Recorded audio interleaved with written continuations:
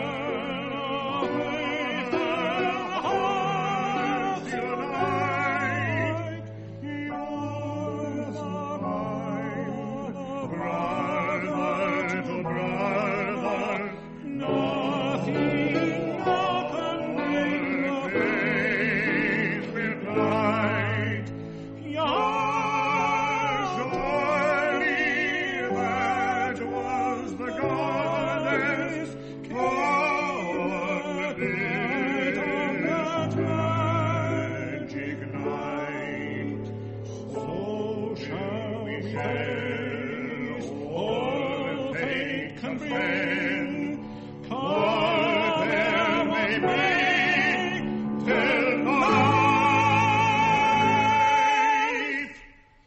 shall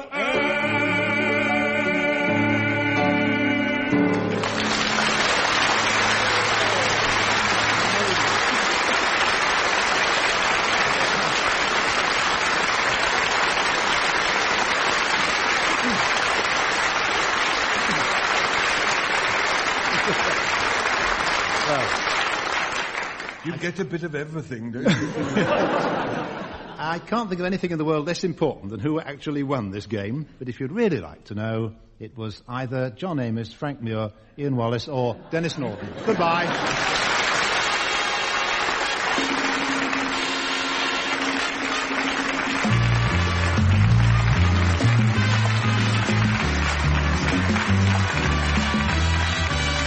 Taking part in My Music were John Amos, Frank Muir, Ian Wallace, and Denis Norden. The chairman was Steve Race. The questions were compiled by Steve Race, and the program was produced by Tony Schreier.